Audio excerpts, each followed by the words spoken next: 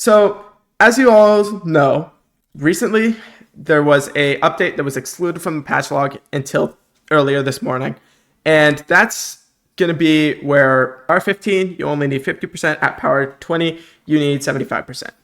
This is a terrible decision. Okay, and we'll just go over why. So my first main talking point is going to be PvE builds. When you're on a PvE build, right, you are not geared for PvP in the slightest. And most depth skankers, actually all depth skankers, are going to be on a PvP build that is built around depth skanking. Some people might just be trying to wipe, and I understand that. That is a fine thing to do. I've done that a couple times. But most of the time when you're getting intentionally depth skanked, it's by someone on a min-maxed PvP build.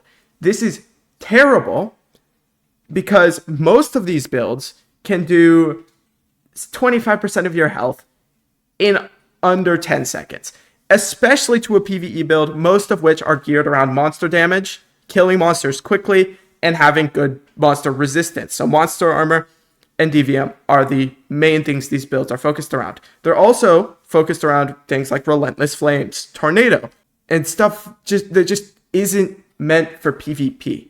And realistically, you should be able to void at around 50% HP, especially because if you get tapped 3 times, you're going to be under that 75% and you're going to wipe.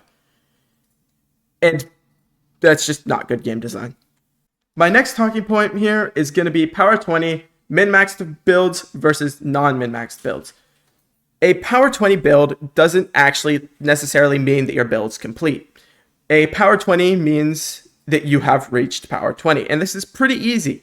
The biggest problem arises when you go to make a power 20 build, right? You need master armor, you need bell, you need all sorts of things to make it actually done. You need to go Etheron, you need to get your knowledge, you need to get your bell rerolls, you need to get the right bell, you need to get the right talents, you need the right mantras.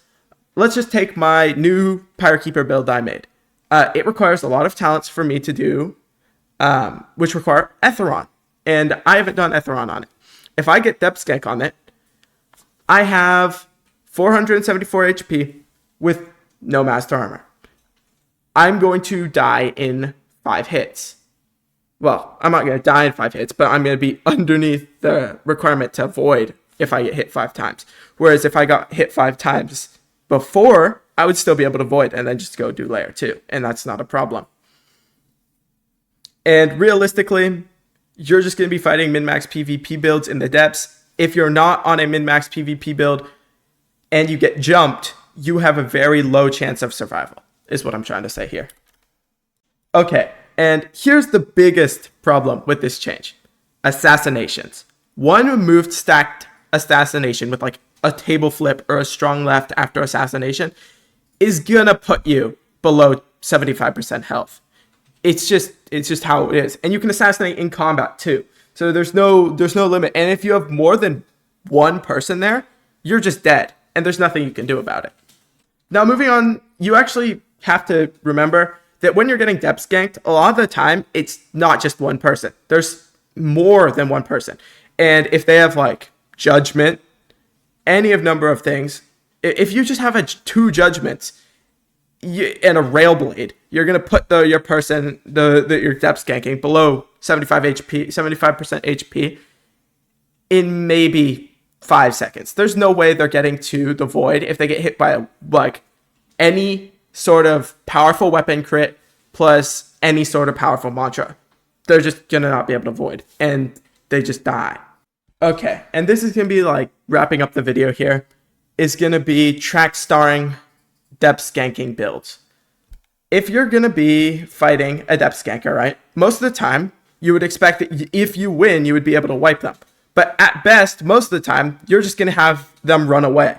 Because once they get to around 60% health, if you're winning the fight and they know you're winning the fight, they're just going to leave because they're probably running Jet Striker. And most people are not going to be running Jet Striker. Realistically, if you try and kill someone with a Jet Striker Gale build in the depths, they're just going to be able to run away from you. And that goes for someone ganking on a sort of build like that. Jet Striker Gale, Jet Striker Flame, really anything with Jet Striker. You got Star Kindred even. If they're on Star Kindred, Jet Striker, any mobility oath. You gank them, right? You fight back. You get them to around 60% HP. They are not suffering from the effects of that being under 50% HP. They can run across the entire map and you will not be able to catch them. It's not possible.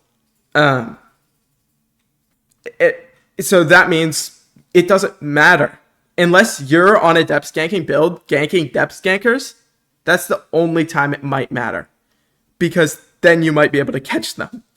Otherwise, this is a terrible change. It really just, it makes the game worse. And I really don't want the game to be worse.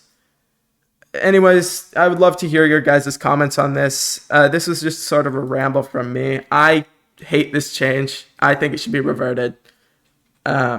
Many people agree with me. I just want to know your guys' opinions. Leave a like if you enjoyed. Subscribe maybe. I don't know.